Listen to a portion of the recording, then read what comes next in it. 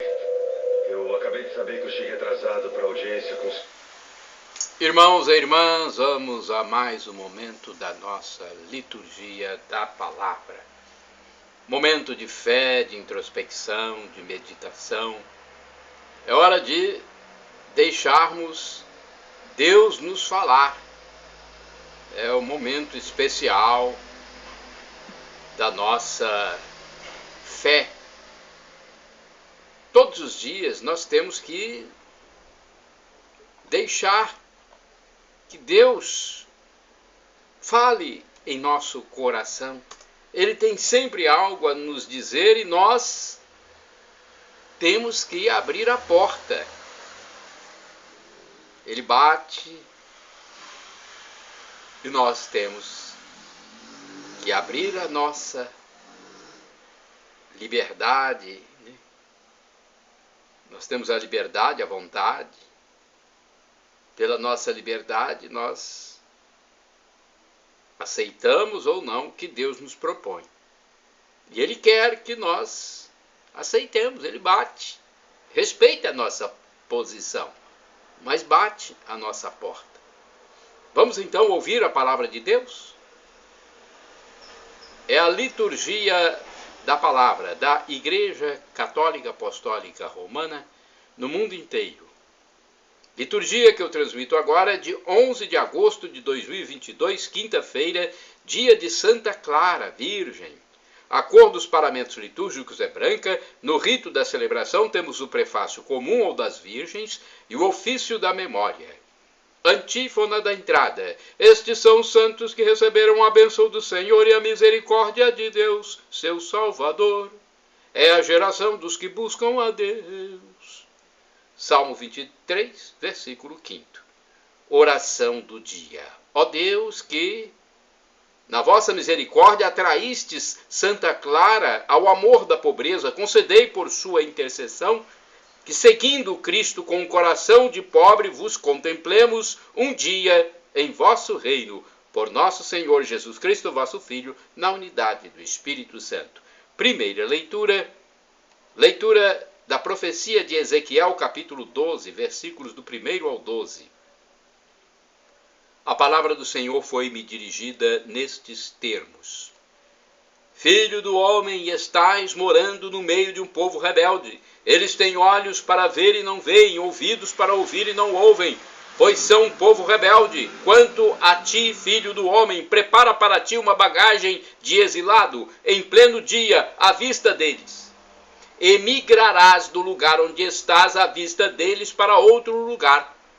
Talvez percebam que são um povo rebelde.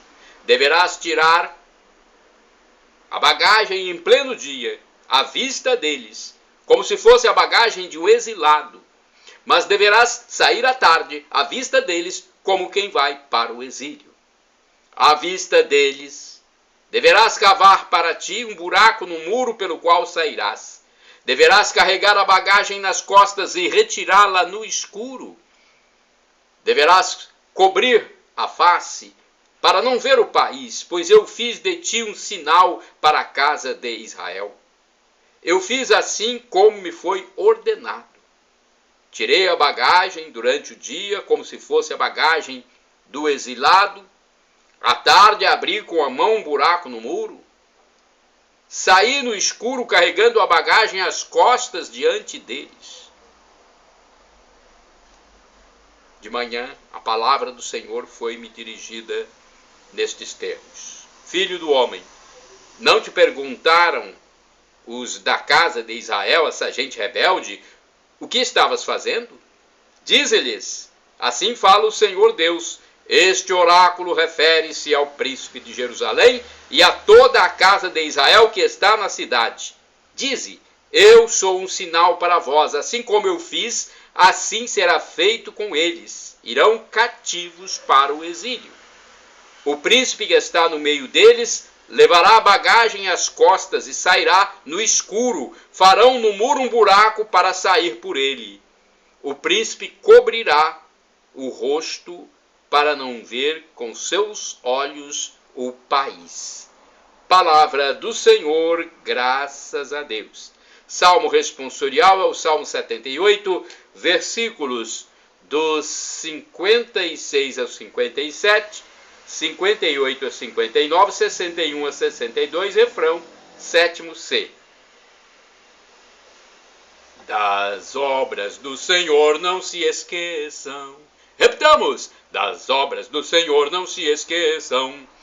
Mesmo assim, eles tentaram o Altíssimo, recusando-se a guardar os seus preceitos. Como seus pais, se transviaram e o traíram, como um arco enganador que volta atrás. Das obras do Senhor não se esqueçam. Imitaram-no com seus lugares altos, provocaram-lhe o ciúme com seus ídolos. Deus ouviu e enfureceu-se contra eles e repeliu com violência a Israel. Das obras do Senhor não se esqueçam. Entregou a sua arca ao cativeiro e às mãos do inimigo a sua glória.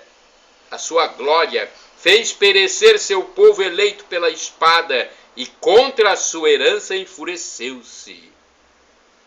Das obras do Senhor não se esqueçam. Repitamos! Das obras do Senhor não se esqueçam. Agora a aclamação ao Santo Evangelho com o texto do Salmo 118, versículo 135. Aleluia, aleluia, aleluia, aleluia, aleluia, aleluia, aleluia, aleluia. Fazei brilhar vosso semblante ao vosso servo e ensinai-me vossas leis e mandamentos. Aleluia, aleluia, aleluia, aleluia, aleluia, aleluia, aleluia, aleluia.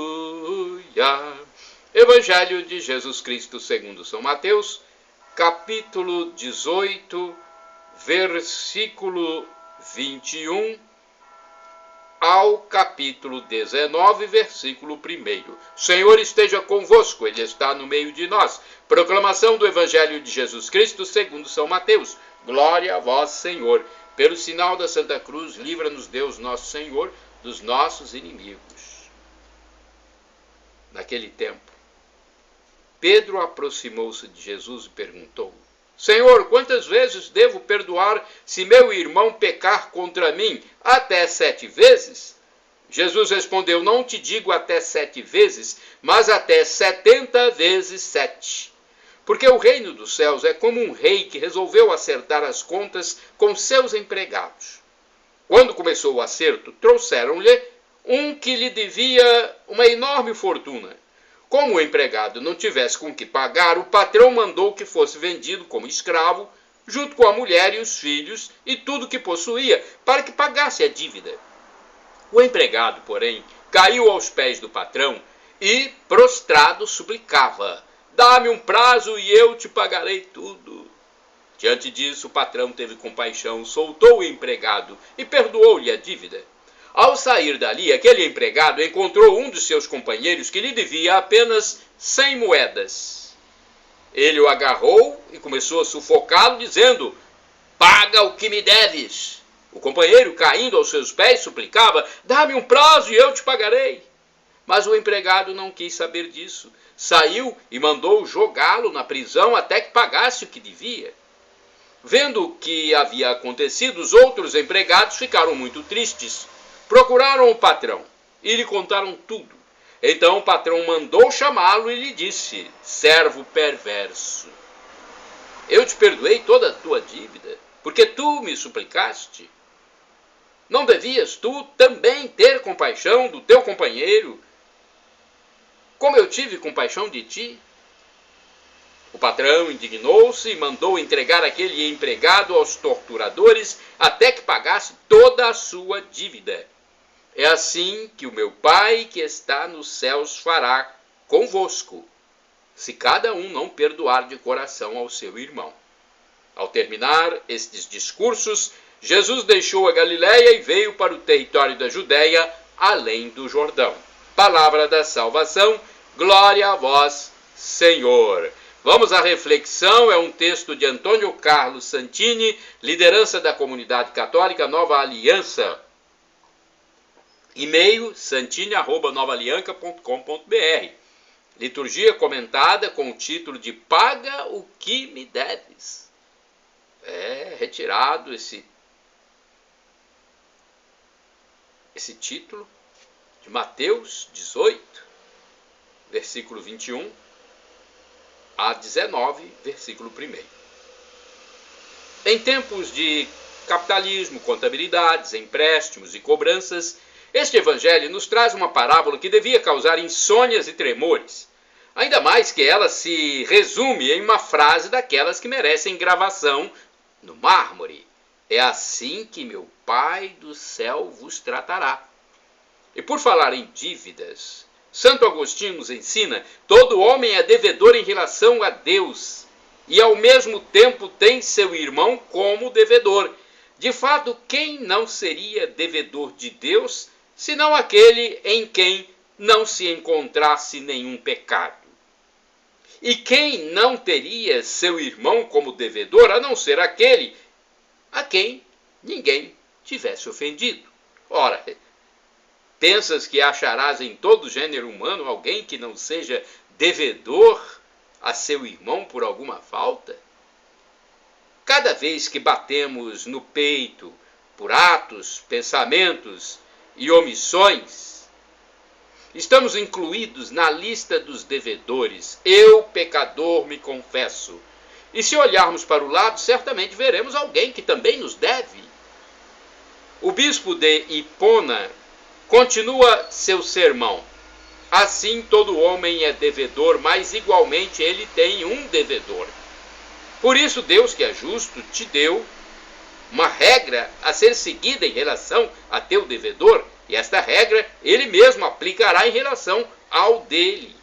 Existem duas obras de misericórdia que podem nos livrar da dívida. O próprio Senhor as formulou em poucas palavras no seu evangelho: perdoai, irão perdoar-vos. Dai, e vos darão. Lucas capítulo 6, versículos de 37 a 38. A primeira se refere ao perdão e a segunda à beneficência. Estamos diante de um específico cristão: perdoar dívidas. Um missionário italiano que trabalhava no Japão escrevia em artigo da revista Mondo e Missione o seguinte: os japoneses não têm uma palavra correspondente ao nosso perdão, ou seja, a anulação voluntária de uma dívida.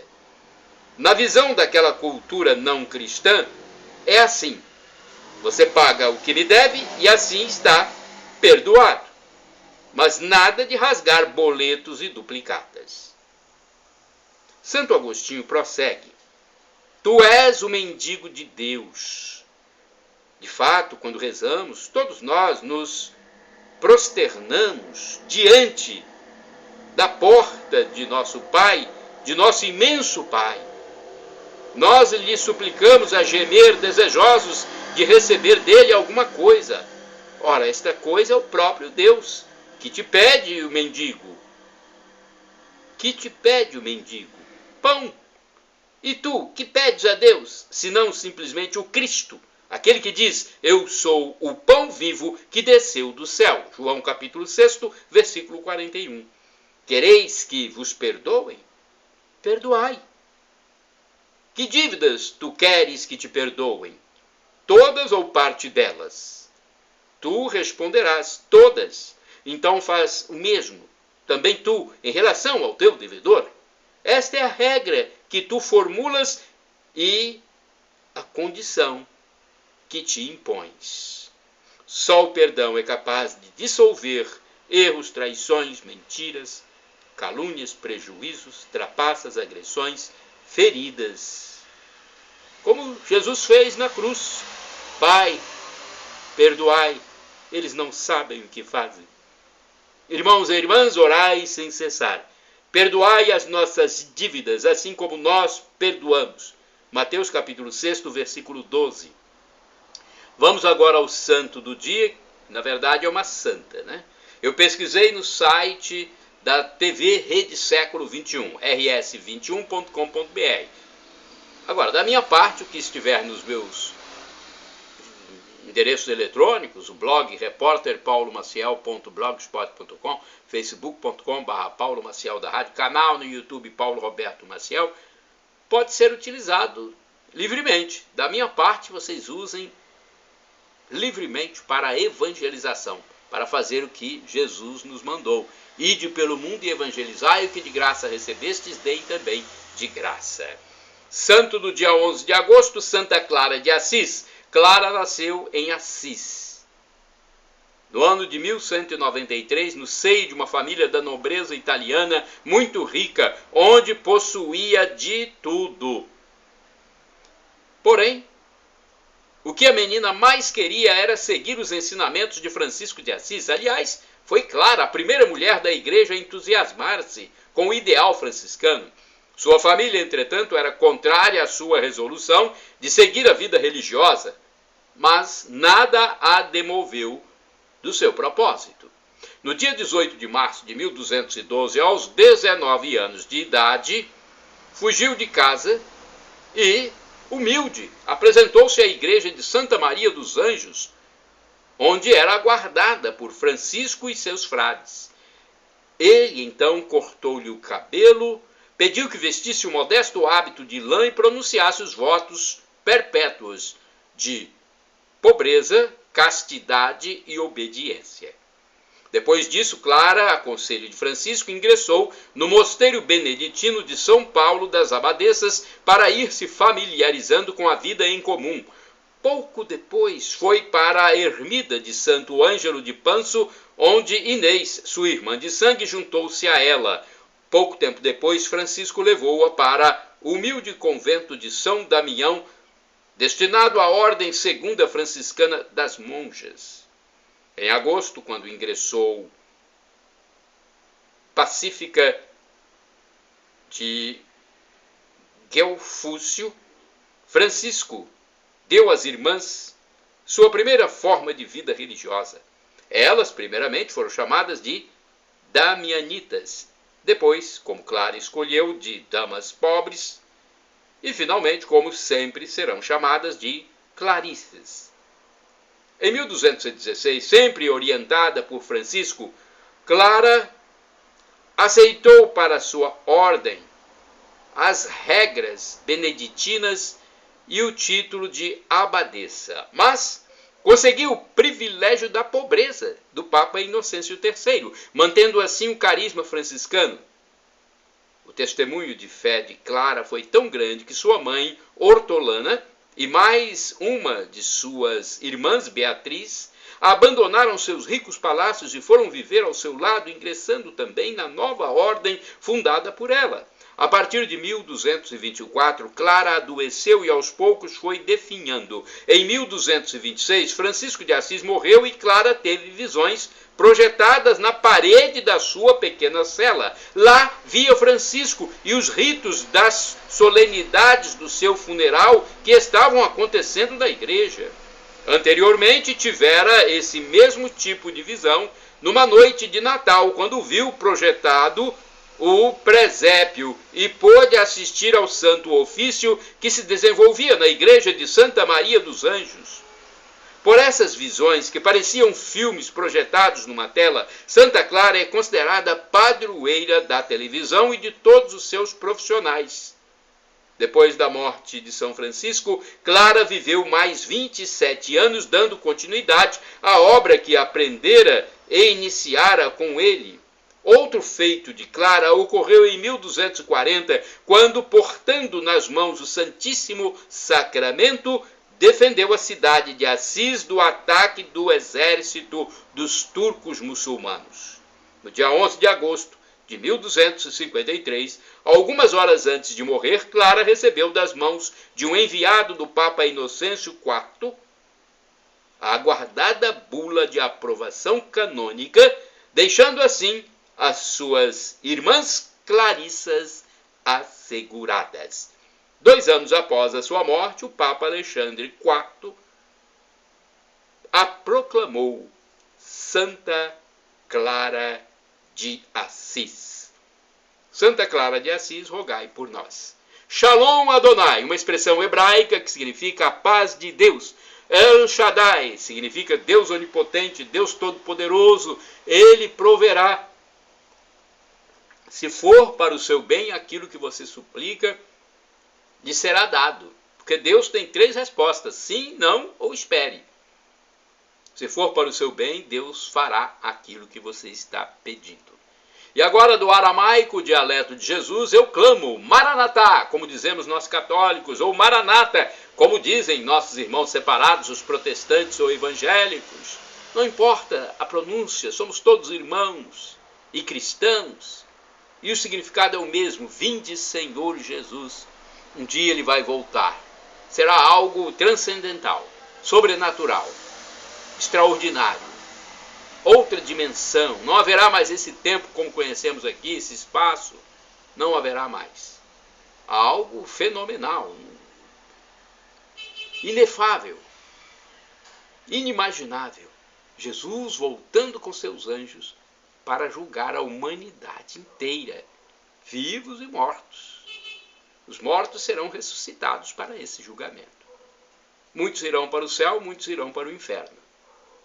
O tempo de conseguir o passaporte para o céu é nessa terra aqui, esse tempo provisório, perecível, efêmero. Temos que nos reconciliar com Deus. Senhor, perdão pelos meus pecados, pensamento, palavras, omissões, atos. Perdão, Senhor, pelos meus pecados passados, presentes e futuros. Senhor Jesus, me dê a vida eterna. Shalom Adonai, a paz de Deus.